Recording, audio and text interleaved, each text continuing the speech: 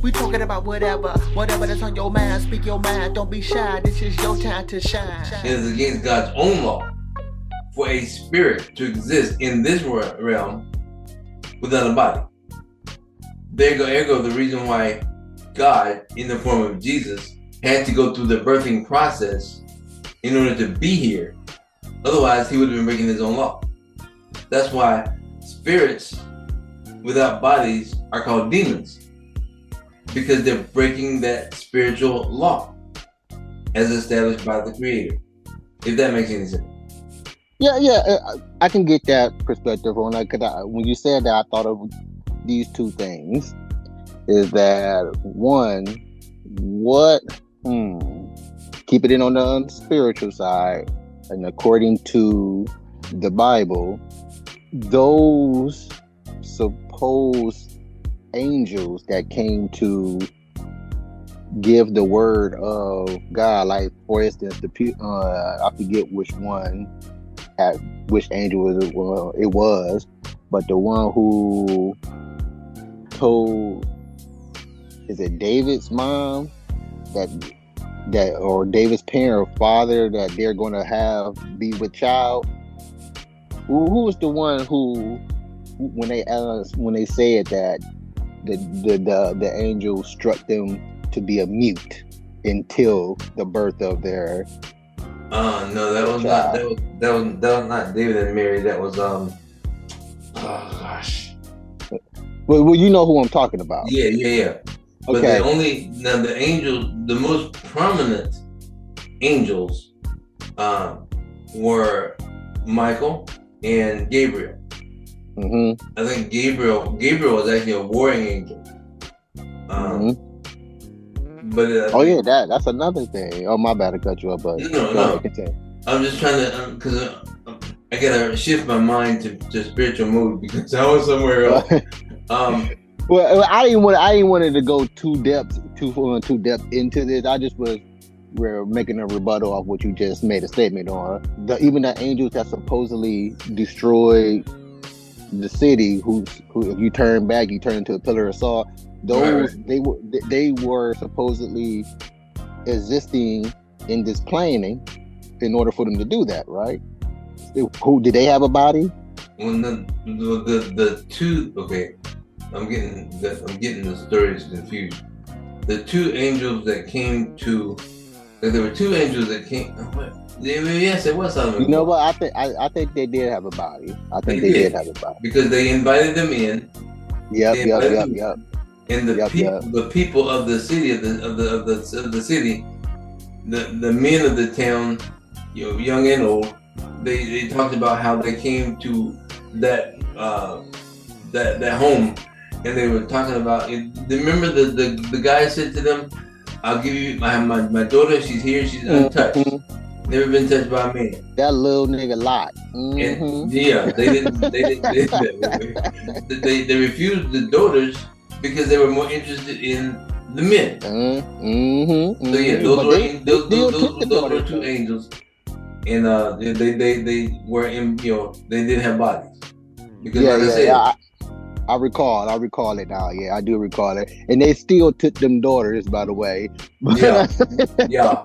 Did God walk the earth with Adam, or was it just the voice being heard? Well, God does not have a per se body. He was in the presence of Jesus, but before then, he was just a spirit. So he is a spirit. Would the spirits have footsteps? Because they heard footsteps. Walking through, and it was supposedly the guy, if I recall right. Okay, never mind that. What about, I guess if you create the rules, you can break them, because God also tempered with free will. Well, now that goes to another dimension, because see, he made the rules. God made the rules, mm-hmm. but he could not break his own rules, because that's the reason why Jesus had to. That's why Jesus had to go through the process of being born and raised and so on and so forth as an individual, because Jesus in the form of God in the form of Jesus could not just say, okay, well, I'm going to go down to the earth and fix things. No, he had to have a body. Here go the presence of Jesus. So God do have to obey rules, even if He do create them. But that still doesn't answer the fact that He broke His rules by tampering with free will. No, he didn't tamper with free will. Now, you gotta understand. With the Pharaoh, he made the Pharaoh not give up the slaves on those dummy missions he was sending Moses on. This is the thing that a lot of people make the mistake of okay, God knows before you open your mouth what's in your heart. So he knew what was in Pharaoh's heart. What was the reason for him having slaves? What was the reason for him enslaving the Egyptians? Not because he wanted to give them freedom, because he wanted them to be his slaves. So God knew what was in Pharaoh's heart. He just allowed it to happen. Created a situation, or allowed a situation where basically Pharaoh carried out his own will. So it's still his free will. It's just that okay. Going off the wording of the Bible states that God states that He's going to harden the Pharaoh's heart, meaning that's tampering with free will. Using that God knows that whatever you're going to say or do before doing it, that sounds like a loophole to me to come up with. Well, since He is God, here's a loophole for something, because the book used the words, "I'm going to harden his heart," not saying, "I am God, I know the Pharaoh is not going to give the slaves up." They chose the words, "I'm going to harden his heart," meaning that's implying, or at least that's what I got from it. It's implying that he's tampering with the Pharaoh's free will. He's not giving the Pharaoh a choice to come up with the decision if I'm going to give them up or not. I'm just going to make him say no. I'm going to make him not give them up. Okay, my question: if you're in a tunnel, you can't go right or left. You look up and you see a light coming. Mm-hmm. Perceptually, that's the train. If you're gonna end up there anyway, what difference does it make how fast you get there? If that train's coming and you can't stop it, you can't run from it.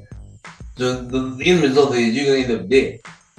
So what's the point of delaying the process? If in other words, what I'm trying to say is, if God knew that that's where Pharaoh was gonna end up anyway, was He really tampering with Pharaoh's free will, or was He just simply, as we would say, egging him along?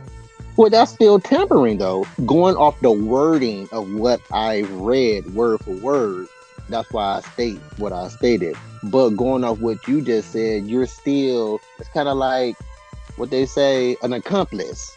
They say, "Hey, I didn't rob him, but I was with the guy who robbed him. I just held the gun, right?"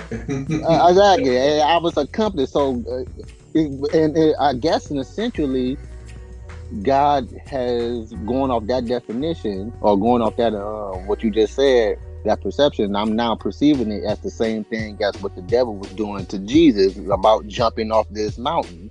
That is true. So, which is basically you're trying to basically bait the kid with candy into the car. Well, I mean, you're influencing. You're part of the influence.